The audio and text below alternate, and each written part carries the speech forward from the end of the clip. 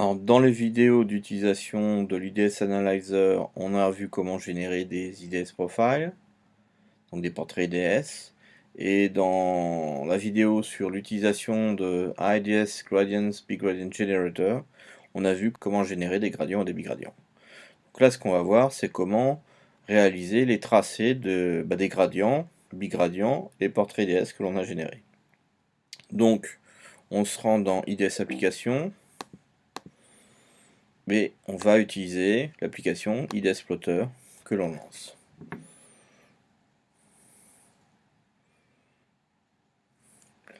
Alors, donc on a la fenêtre principale et on retrouve en fait un pop-up menu qui va nous proposer trois choix, les portraits, les gradients, les bigradients. Donc on va commencer par les portraits, donc on valide le choix des portraits et du coup, ce qu'on va trouver dans la bannière, c'est tracer des portraits IDS. Donc du coup, on va avoir Profile Settings comme deuxième onglet et Profiles to Plot dans le premier. Et dans la barre de statut, on voit que l'application attend la définition des valeurs par défaut et notamment, à minima, les fichiers à tracer et le chemin où rassembler ces différents tracés. Donc on va d'abord dans l'onglet Profile Settings et en plus de l'output folder path qui est demandé, on va choisir en fait le dossier où aller piocher pour trouver des profils IDS. Donc c'est TestLab qu'on avait utilisé dans le cadre de la vidéo IDS Analyzer. Et on va aller générer un dossier test grade, en test profiles, test pro, allez, c'est plus court. Donc, qui est dans l'EP IDS Profiles Figures, et c'est là que seront rassemblés tous les portraits au format PDF, qui vont être générés par l'application. Donc si on veut retrouver la même configuration au prochain lancement, on met à jour les préférences en appuyant sur Update Preference File. Donc là maintenant ce qui nous manque c'est la définition des fichiers à tracer, donc on va aller dans le premier onglet, Profiles to Plot, et là on appuie sur Add Files. On choisit tous les portraits, et ici en fait on va pouvoir choisir un tracé global à la même échelle, un tracé où on n'aura pas du tout la même échelle, ou éventuellement d'aller choisir quels sont les fichiers qui seraient tracés hors échelle. En disant bah voilà, je vais dans le pop-up menu qui est là, c'était Scale, je passe en Scale, et j'appuie sur le bouton Change Scale Status. Alors dans le cadre de cette démonstration, ce que je veux c'est le cas où ils sont tous mis à l'échelle, et donc du coup, je reste dans ce cas-là.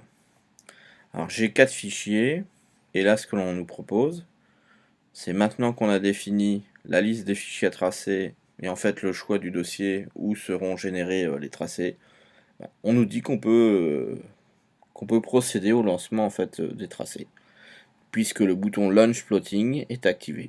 Donc je lance l'opération de tracé en cliquant dessus. Ce qui m'ouvre une fenêtre Finder avec un dossier Test Pro qui se situe dans l'EP IDS Profile Figures, donc c'est au bon endroit. Puis on a vu en cours de route que 4 fichiers sont apparus. Donc si je me place sur le premier et que je fais appel à l'aperçu, je vais pouvoir en fait, en basculant d'un fichier à l'autre, voir comment évolue finalement le corpus que j'ai sélectionné. Et donc du coup l'ensemble du corpus est tracé avec exactement la même échelle. Et donc du coup, du point de vue des informations disponibles, en haut on a le nom du fichier portrait DS. Ici on a l'information sur le niveau moyen. Et ici, on a en fait un numéro qui correspond au numéro de la sous-bande, et en face, le point en dB relatif. Et le tracé s'effectue en rouge, pour la courbe, avec des informations sur les fréquences en bas, ce qui permet de savoir quand on regarde en fait quelles sont les fréquences limites, ou les fréquences qui délimitent la sous-bande étudiée, et au-dessus, on a le numéro de la sous-bande. Donc par exemple, sous-bande numéro 7, entre 1800 et 3000 Hz, avec un niveau qui est ici, et si je vais regarder à gauche, j'ai moins 6,61 dB relatif. Voilà ce que l'on peut dire s'agissant du tracé des portraits IDS. Alors maintenant, on revient sur l'application, on remonte en haut sur le pop-up menu, et on va dans le menu déroulant, choisir l'option des gradients. Et on valide notre choix, et du coup maintenant c'est Plotting IDS Gradients. De la même manière, c'est Gradient Settings and Gradient to Plot, puisqu'on va rester en fait sur des gradients. Et en bas, on voit en fait qu'il faut à minima définir les fichiers à tracer et le chemin où seront stockés ces tracés. Donc comme tout à l'heure, je vais dans le deuxième onglet, mais maintenant c'est Gradient Settings. Je choisis le dossier à l'intérieur de l'EP TestGrad qui contient les gradients que j'ai calculés. Et je vais dire à l'application que je veux qu'il soit tracé dans l'EP. Et là, je crée un dossier que je vais appeler TestGrad. Voilà, et je le choisis.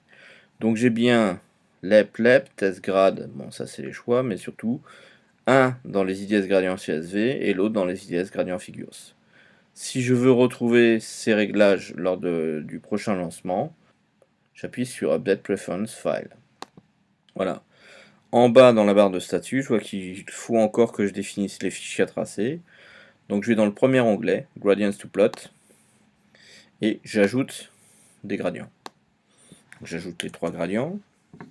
Et là encore, hein, il y a le choix, est-ce que l'on utilise la même échelle ou pas, est-ce qu'il y en a un qui va avoir une échelle différente ou qui va avoir sa propre échelle.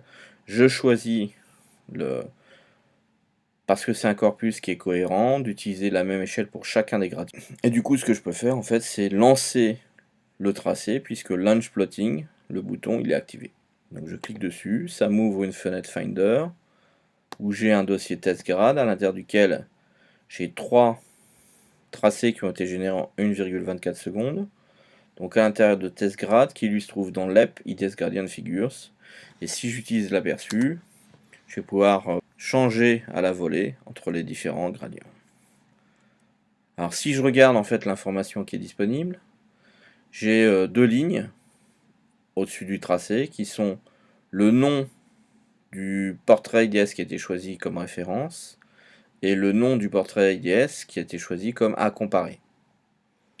Ensuite, j'ai l'information sur le gradient moyen en DBFS, donc la différence entre les niveaux moyens des 2 portraits, donc portrait comparé moins portrait de référence. Et ici, j'ai l'information sur les 10 sous-bandes, puisque je suis en LEP, sur la valeur en fait du gradient en dB relatif. Donc, par exemple, le 4,2 qui est là, c'était la différence des valeurs qui étaient disponibles dans le portrait 0 champ 104, moins la valeur qui était disponible pour la sous-bande 2 dans le portrait 0 champ anéchoïque.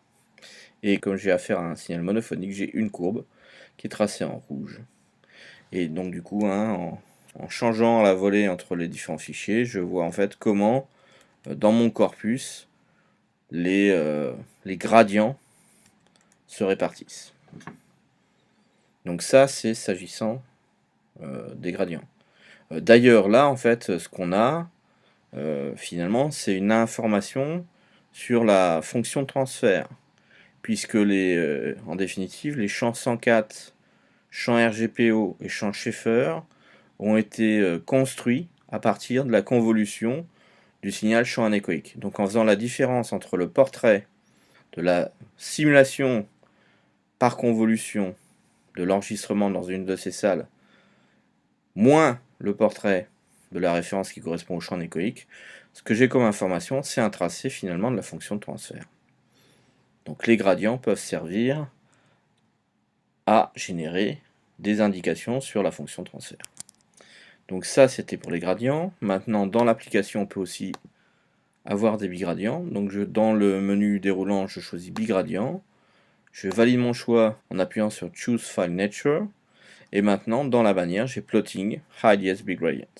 Mon deuxième onglet, c'est Bigradient Settings. Le premier, c'est Bigradients to Plot, puisque je vais tracer des bigradients. Et donc, du coup, je ne considère ni portrait, ni gradient. Dans la barre de statut, j'ai la même demande de définition de valeur. Et je vois qu'à minima, c'est la liste des fichiers à tracer et le chemin où aller concentrer les fichiers PDF correspondant au tracé. En fait, je fais plus, puisque là, ce que je fais, c'est que je choisis d'indiquer quel est le dossier où je vais aller chercher les gradients, les bigradients à tracer, pardon. Donc test bigrad dans l'EP, et du coup je vais aller chercher IDS bigradient figures, l'EP, et puis je vais générer un dossier test bigrad aussi. Donc j'appuie sur choose IDS bigradient figures folder, je vais dans l'EP et je crée test bigrad. Évidemment vous pouvez choisir ce que vous voulez comme nom de dossier. Donc j'ai bien deux noms de dossier, j'ai bien l'EP, IDS bigradient d'un côté CSV, de l'autre côté IDS bigradient de figure. Si je veux retrouver la même configuration lors du prochain lancement, comme pour les cas des portraits et des gradients, j'ai juste à appuyer sur le bouton Update Preference File. En bas, dans la barre de statut, je vois qu'il faut que je définisse la liste des fichiers à tracer, donc les bigradients. Donc je vais dans l'onglet Bigradients to Plot et j'ajoute des fichiers. Alors j'en ai plus que deux. Donc du coup, je vais rester dans le cas où j'utilise la même échelle pour les deux. Et comme j'ai défini tout ce qui était nécessaire, le bouton Launch Plotting est activé, je peux le lancer. Ce qui ouvre une fenêtre de Finder. Elle l'ouvre à l'intérieur du dossier test bigrad, et on a vu en fait qu'il y avait deux fichiers qui sont apparus. Donc ils ont été générés en 0,81 secondes, et ce sont donc nos deux fichiers de gradient. Du coup, avec aperçu, je peux basculer de l'un à l'autre et voir en fait quelles sont les modifications introduites en prenant en fait un gradient, donc éventuellement une fonction de transfert. Donc comparer deux fonctions de transfert en faisant la comparaison entre deux bigradients. Donc du coup, j'ai les informations sur le nom de la référence, donc champ anéchoïque versus champ 104. Donc on regarde en fait par rapport à ce qui se passe pour un même enregistrement dans le studio 104, ce que ça donne dans le studio Schaeffer ou dans le studio RGPO. Alors, donc on a ici deux noms, on a toujours les numéros de bande, on a toujours les indications sur les limites des sous-bandes. Ici, on a une valeur puisqu'on a un signal, des signaux monophoniques qui sont comparés, qui est le gradient des gradients, donc la différence entre les gradients, c'est-à-dire la différence des différences entre les niveaux moyens de champ 104 et champ anéchoïque, qui vient être enlevé à la différence champ Schaeffer moins champ anéchoïque.